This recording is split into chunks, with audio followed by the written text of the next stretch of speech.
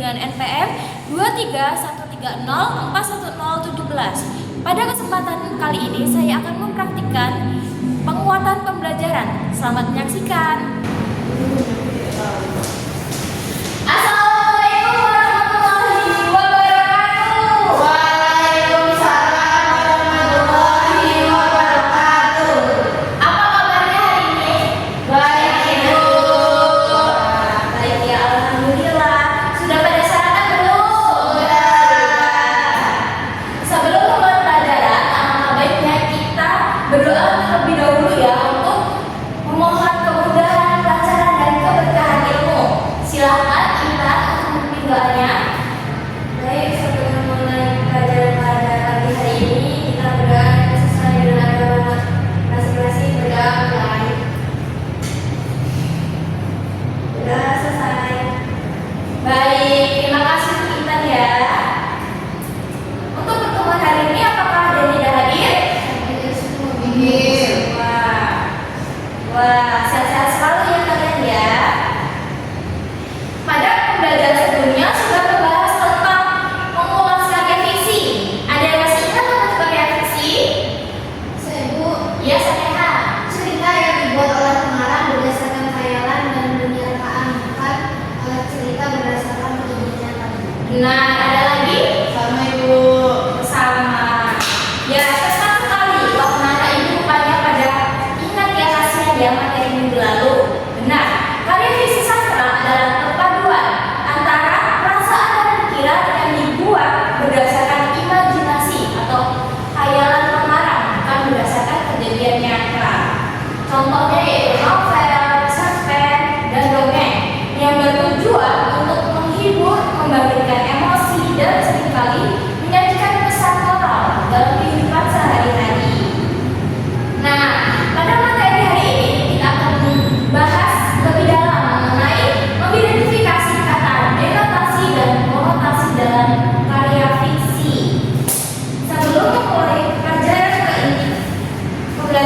ini, Ibu akan membacakan capaian dan tujuan pembelajaran dari mengidentifikasi kata denotasi dan konotasi dalam karya fiksi. Yang pertama yaitu capaian pembelajaran. Berapa dilihat pada PowerPoint yang Ibu sajikan, yaitu peserta didik mampu mengidentifikasi dan membedakan makna denotasi dan konotasi dalam karya sastra berupa cerpen, puisi, dan novel, serta memahami fungsi penggunaan kedua jenis makna tersebut dalam memperkuat keindahan bahasa dan pesan karya. Dan yang kedua yaitu tujuan pembelajarannya. Yang pertama adalah siswa dapat menjelaskan pengertian kata denotasi dan konotasi. Yang kedua yaitu siswa dapat menemukan kata bermakna denotasi dan konotasi dalam karya sastra. Dan yang terakhir, siswa dapat menafsirkan kata konotasi dalam konteks karya sastra. Nah, dari capaian dan tujuan tersebut, apakah Ibu punya pertanyaan nih? Apakah semua kata dalam karya fiksi sastra bermakna sebenarnya? Iya. Wah, Novia, jawabannya kurang tepat ya. Yang benar adalah tidak. Tidak apa-apa ya, Novia? Ya. Jawabannya benar. Tidak semua karya dalam karya fiksi adalah bermakna sebenarnya. Ada yang menggunakan kata sebenarnya secara logis atau lugas, yaitu kata denotatif, dan ada juga menggunakan kata kiasan, yaitu kata konotatif, untuk menciptakan efek imajinasi dan emosional bagi pembacanya. Nah, ini menurut pengertian menurut KBBI, yaitu denotasi adalah kata-kata atau kelompok kata yang sebenarnya lugas dan objektif. Sedangkan konotasi adalah makna tambahan atau makna kiasan yang menimbulkan nilai rasa pada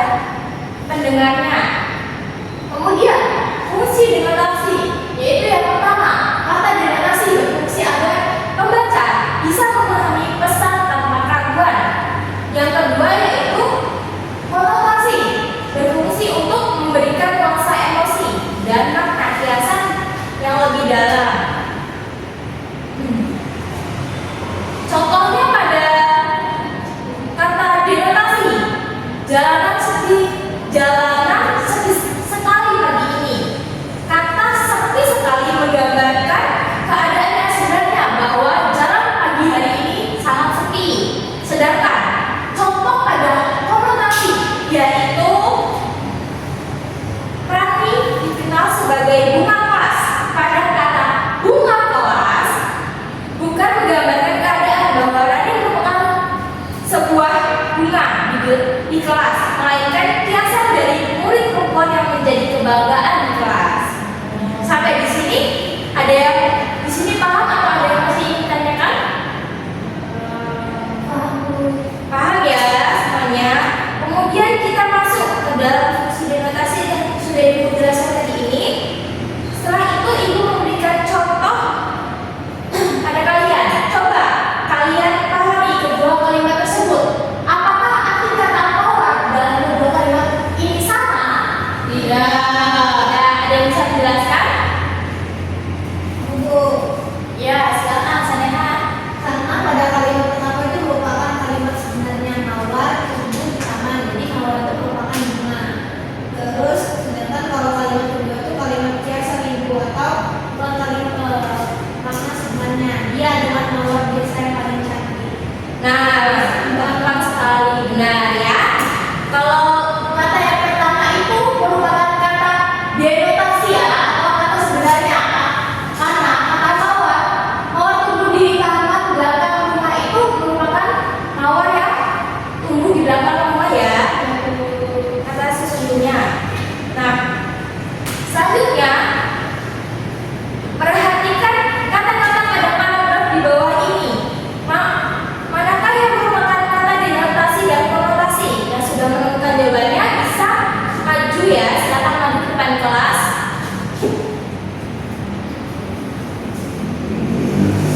Diperhatikan ya.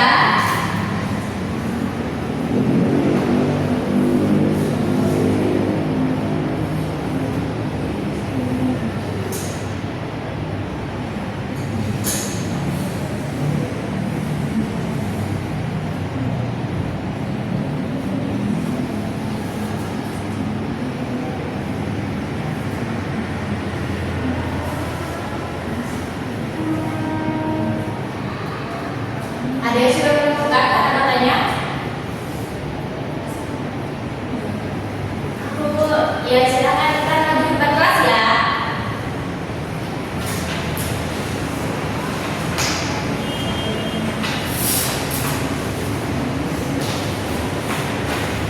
Mana yang tadi merupakan kata-kata denotasi dan konotasi?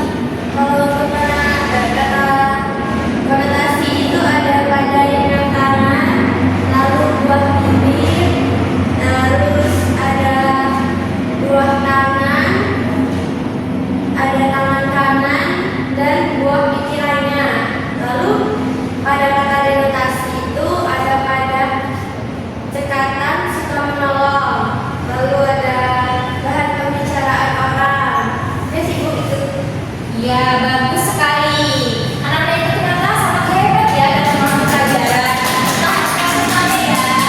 Terus, setelah mempelajari materi kata denotasi dan konotasi, coba kalian, ibu punya tugas ya. Bacalah sebuah cerita dan dalam cerita tersebut cari kata-kata yang bermakna dan denotasi dan konotasi. Kemudian dibacakan di depan kelas ya. Di kelas tugas ya. Silahkan dikerjakan dengan waktu 30 menit.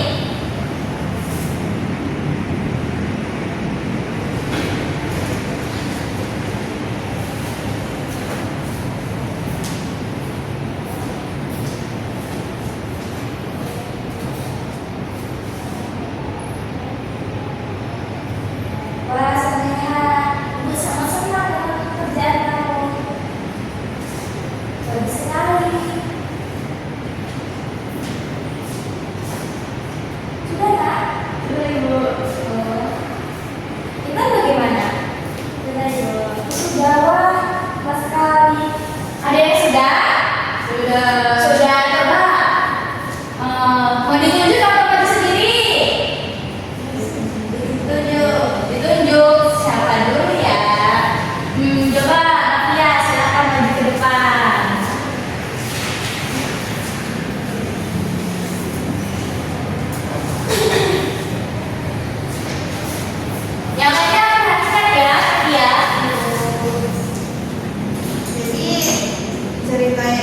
tentang topeng di balik tawa.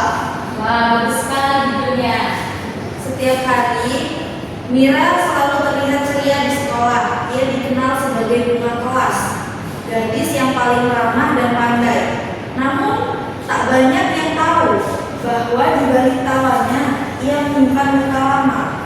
Saat pulang ke rumah, senyum itu perlahan pudar, meninggalkan wajah yang lelah, menahan rindu pada ibunya yang telah tiada. Jadi untuk analisisnya itu konotasinya itu ada di bunga kelas. Bunga kelas itu maknanya adalah murid perempuan yang menjadi kebanggaan kelasnya. Kemudian ada kata konotasi luka lama. Ini maknanya kenangan sedih yang belum hilang. Lalu denotasinya itu senyum. Senyum itu gerakan bibir yang menunjukkan perasaan senang. Sudah? Ya. Baik. Tepat sekali si Novia yang menyampaikannya. Ada lagi coba silakan Ita.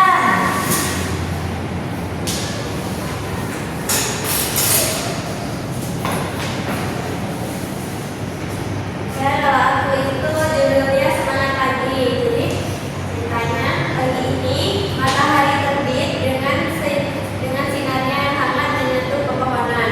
Udara segar membuat kita bersemangat memulai hari.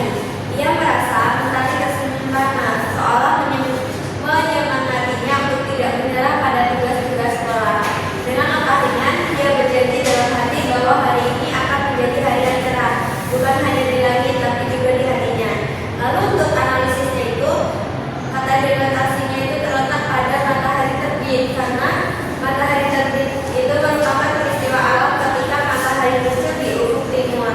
Lalu untuk konotasinya itu ada pada kata matahari tersenyum ramah, itu merupakan menggambarkan suasana hati yang cerah dan semangat. Lalu ada juga di kata hari yang cerah atau di harinya itu bermakna sebagai perasaan bahagia atau pengharapan. Wah, makin lama makin pintar ya anak-anak ibu. Coba yang terakhir saya Hasan. Terima kasih Ita.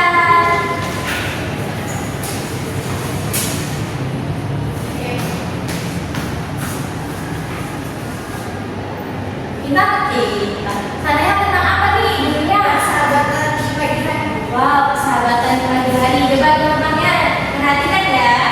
Kami dan Citra berjalan ke sekolah sambil tertawa kecil. Matahari tersenyum cerah membuat mereka semangat belajar. Di kelas, Tika disebut sebagai bunga persahabatan karena selalu menolong teman yang kesulitan. Nah, meski sederhana, sebenarnya bisa memberi hati yang ingin menjadi hangat. Ungkapan seperti matahari yang tersenyum ini merupakan jenis konotasi, Bu. Maknanya hati yang cerah dan menyenangkan. Kemudian